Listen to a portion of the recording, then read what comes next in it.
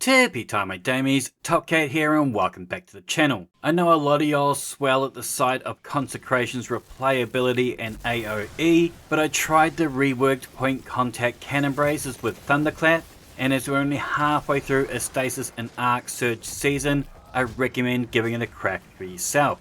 The PCCB's perk is Hammer of Gods. Defeating targets with your Thunderclap melee restores melee energy, and when you use your Thunderclap, targets near you suffer lightning strikes and become jolted, and being amplified increases the damage of these lightning strikes. These gauntlets got a few changes in the latest Sandbox update. It did come with a 10% nerf to the amount of energy we get back when killing targets. They've done this though, as whilst we're amplified, our lightning bolts do 100% over base damage, up from 50%.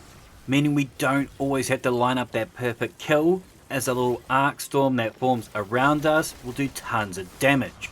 Additionally now, these lightning strike final blows will refund us melee energy. So pre versus post patch, we're actually getting more energy back. Now if you've been stuck suckling on that Bungie ability teat that is Consecration, you might not have realized that the Thunderclap actually got buffed a while ago. It's 20% stronger on its Bruce Lee's 1-inch punch, and 37% stronger than Popeye's wind-up punch.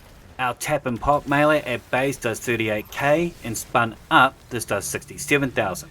But then we've also got that knockout aspect. When critically wounding a target or breaking their shields, this is going to infuse our melee attack with arc energy. That increases both our melee range and damage for 8 seconds. This takes our simple tap melee to 56,000, and a full charge will be 113k. We're going to be using that authorized mods that was released in the most recent upgrade of our artifacts. So all our melee mods will only cost us 1 armor charge.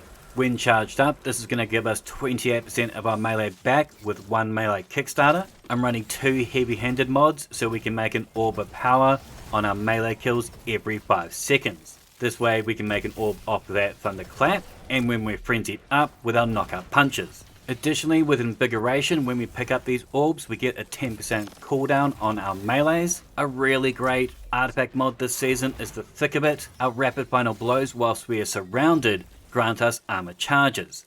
This way, between these charges and our stacks on stack mod on our legs, give me 2 charges for the price of 1 orb. Our melee kickstarter is ready to go punch after punch. The Thunderclap is particularly fun whilst you're transcendent, as with Electrified Snare. Now both our melees and grenades jolt targets. Our first fragment is Facet of Awakening. When rapidly defeating targets with light or darkness damage or super final blows, we generate elemental pickups. Now we need 3 kills to make one of these. Whichever is the 3rd kill will be our elemental pickup. My kit leans on both arc and stasis, as generally this is what our seasonal surges are. These arc traces are going to feed us back important ability energy, more importantly that melee ability, and if we get a stasis shard, we've got Serve Cold in the artifact, so this will give us both melee ability energy and class ability energy. I'm rocking Crystalline Converter in the artifact. When we pick up shards, we store them up, we get enough juice, and our punches do a little Mr. Freeze and a little Miss Storm. I'm definitely using that Thruster class ability as it helps me line up my melees and get myself in the thick of it. It's got a shorter cooldown, which allows me to make the most of my double outreach mods, feeding me back 17% of my melee energy. I'm running Facet of Blessing. This is going to help keep me safe and in the fight, as melee final blows start health regeneration. I'm running Facet of Blessing. This is going to help keep me safe and in the fight, as our melee final blows start health regeneration. As knockout melee kills just give us bumps in health. We get a melee kill, we get an orb, and with recuperation we get 70 HP back. Facet of Protection all day. This gives us 15% DR when we are surrounded, and whilst transcendent, this gives us 33% damage resist. But thankfully, the greatest change in my opinion that was done to Thunderclap is now, whilst cocking it back, you get an 80% damage resist, allowing us to jump straight into the center of a fight with everything around us and in front of us getting zapped. Now you can run the T-Crash. Personally, I found running Glacial offered me more damage output. We run Facet of Ruin to make both our shatters spray more than a frat boy on spring break and hurt more than when you realize it was your girlfriend you sprayed on. I've got one hands-on mod on my helmet to feed me more super energy, but our Glacial Quake was included in those new roaming super updates, so we got plenty of these to go around. I've also chosen that Glacial Grenade. I like its damage, I like its unstop utility and defensive utility, and it'll help balance out our prismatic bars. My other aspect is Diamond Lance, so if we shatter or kill a target with our abilities or with stasis weapons, we create a stasis lance.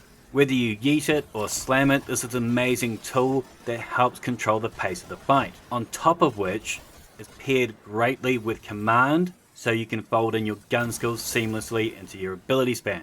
When freezing a target, this is going to reload our equipped weapon and increase our weapon's stability, aim assist, and airborne effectiveness. On top of that, it's also going to make us more stasis shards. Now of course, use the right tool for the right job, but my basic weapon loadout follows. I'm running the Alethanum. It's a great stasis weapon, does great damage, and it's a primary, so we've got endless amounts of those grenades. It can overload, and we've got that rapid impacts in the artifact, so it actually plays quite quickly. I'm running the upgraded stasis LMG from Iron Banner, as it has Rhyme Stealer to give me more damage resist on my kills through frost armor, and I pair it with Desperate Measures in the right column, as we're never far from ability kills with this loadout. I've equipped it with a synergy mod. This gives me more stasis shards, more dodges, more melees. I'm using the Arcane's Embrace. This is my new favorite arc shoddy. My one has Grave Robber, so we get a little clap happy to get those reloads. And with Precision Instruments stacking up very quickly with that double burst action, you'll get to max damage faster. We run Trace Evidence in the artifact, landing rapid precision hits or final blows on targets affected by either blind or jolt will generate us Ionic Traces. When boosted, these charges will give us an armor charge. And with Retinal Burn, our rapid arc precision hits consume one armor charge to blind targets. So now our shoddy can take on anti-barrier champs and unstops. Additionally, we have Arc Compounding. This is going to deal a further 15% damage to our blinded targets. Now feel free to pause here for all my mods, artifact and fragments, but there will be a dim link in the description down below. This kit plays hard and most importantly, fun. If you're getting a little tired with consecration and you want something that's still heavy on abilities, give this a crack. I'm really happy with the changes they made to the point contact cannon braces, as it feels quite different now to its exotic class variant. But I'd love to hear your thoughts in the comments down below, yay or nay, and what would it take you guys to give up consecration. Make sure to thumb it if you dug it, sub if you're new, and as always, tippy tie my damies, what a tie.